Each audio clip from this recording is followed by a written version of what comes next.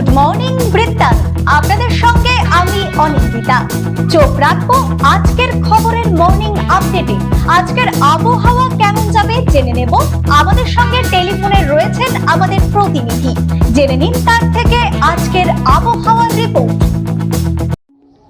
দেখো, উত্তরবঙ্গ কৃষি বিশ্ববিদ্যালয়ের আবহাওয়া দপ্তর যে বার্তা দিয়েছে তাতে কিন্তু বলা হচ্ছে আজ উত্তরবঙ্গের সর্বত্র কিন্তু আকাশ মূলত মেঘলা থাকবে। দিনভর কিন্তু বৃষ্টির পরিমাণ মাঝারি থেকে হালকা বৃষ্টির রয়েছে। উত্তরবঙ্গের মধ্যবঙ্গের 3 জেলা, বিশেষ করে উত্তর দিনাজপুর, দক্ষিণ দিনাজপুর এবং মালদা জেলার ক্ষেত্রে। পাশাপাশি উত্তরবঙ্গের উত্তরের 3 জেলা জলপাইগুড়ি, আলিপুরদুয়ার, কোচবিহারে কোথাও কোথাও কিন্তু ভারী বৃষ্টির সম্ভাবনা রয়েছে। পাশাপাশি বজ্রপাতের সম্ভাবনা রয়েছে উত্তরবঙ্গের বিভিন্ন অংশে বিক্ষিপ্তভাবে। সেক্ষেত্রে কিন্তু বজ্রবিদ্যুৎ সহ বৃষ্টি, সাথে হালকা বাতাসও বইতে পারে। গড়ে কিন্তু বাতাসের ক্ষেত্রে বলা হয়েছে 11 থেকে 12 কিলোমিটার বেগে প্রতি ঘন্টা বাতাস বইতে পারে উত্তরবঙ্গের বিভিন্ন স্থানে বিক্ষিপ্তভাবে। পাশাপাশি বজ্রবিদ্যুতের পরিমাণ রয়েছে। ফলে সামগ্রিকভাবে যে বৃষ্টির বর্ষাকাল তা কিন্তু উত্তরবঙ্গে মৌসুমি বৃষ্টিপাত শুরু হয়ে গেছে। এরকম পরিস্থিতিতে চাষিভাইদের জন্য প্রয়োজনীয় পরামর্শ হিসেবে বলা হয়েছে যে জমিতে জলসেচ করতে হবে না এবং কীটনাশক দিতেও কিন্তু তারা নিষেধ করেছে এবং প্রয়োজনে জল নিকাশি বন্দোবস্ত উন্নত করার পরামর্শ দিয়েছে উত্তরবঙ্গ কৃষি বিশ্ববিদ্যালয়ের আবহাওয়া দপ্তর। জেনে নেব গত 24 ঘন্টার খবরের দুরন্ত আপডেট। সোমবার রাজ্য বাজেট পেশের পর উচ্ছ্বাস দেখা গেল বিজেপি কর্মীদের মধ্যে। দলীয় কার্যালয়ে মিষ্টিমুখ করিয়ে বাজেটকে জনমুখী বলে দাবি করলেন জেলা বিজেপি সভাপতি নিমাই কবিরাজ। তিনি জানান, সমাজের সব স্তরের মানুষের কথা মাথায় রেখেই এই বাজেট তৈরি হয়েছে। পাশাপাশি জেলায় 2টি নতুন দমকল কেন্দ্র ও একটি পৌরসভা গঠনের অনুমোদনের জন্য রাজ্য সরকারকে ধন্যবাদ জানান তিনি। রায়গঞ্জে এইমস গঠনের আশাবাদও প্রকাশ করেন জেলা বিজেপি সভাপতি।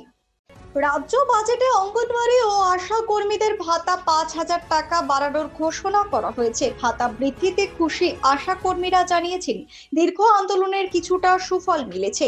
তবে শুধু ভাতা বৃদ্ধি নয়, স্থায়ীকরণ ও সমকাজে সমবেতনের দাবিও সরকারের কাছে তুলে ধরেছেন তারা।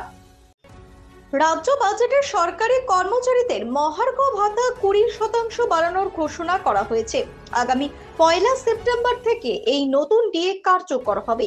দীর্ঘদিনের বকেয়া ডিএ নিয়ে আন্দোলনের পর এই ঘোষণায় অনেক কর্মচারী খুশি হলেও আরো দাবি দাওয়া নিয়ে মিশ্র প্রতিক্রিয়া দেখা দিয়েছে। রাজ্য বাজেটে হেমতাবাদ বিধানসভা এলাকায় দমকল কেন্দ্র নির্মাণের জন্য অর্থ বরাদ্দ করা হয়েছে। সোমবার সাংবাদিক বৈঠকে একথা জানালেন হেমতাবাদ গ্রাম পঞ্চায়েত সদস্য বিপ্লব সরকার। তিনি জানান, মুখ্যমন্ত্রীর ঘোষণার পর এবার বাজেটেও অনুমোদন মিলেছে। দমকল কেন্দ্রের জন্য ইতিমধ্যে একাধিক জায়গা পরিদর্শন করা হয়েছে। সুবিধাজনক স্থানে নির্মাণ করা হবে কেন্দ্র। প্রতিদিনের প্রতি মুহূর্তের খবরের আপডেট পেতে চোখ রাখুন নিউজ বৃত্তান্তের ফেসবুক পেজে। সাবস্ক্রাইব করুন নিউজ বৃত্তান্ত ইউটিউব চ্যানেলকে।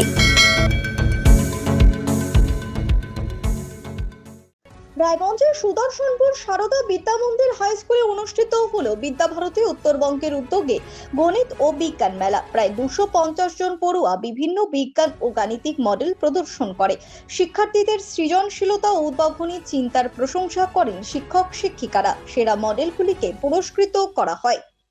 ক্লাব দখলকে কেন্দ্র করে 2 গোষ্ঠীর সংঘর্ষ, চলল গুলি। রবিবার বিকেলে পুন্ডিবাড়ি থানার টাকাগাছ গ্রামের ঘটনা।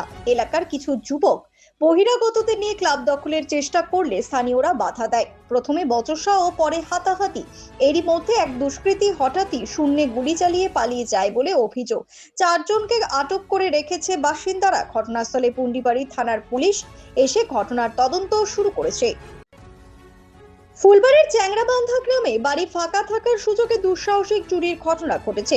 টিন কেটে ও তালা ভেঙে ঘরে ঢুকে নগদ টাকা ও মূল্যবান কাঁসার বাসন নিয়ে চম্পট দেয় দুষ্কৃতীরা।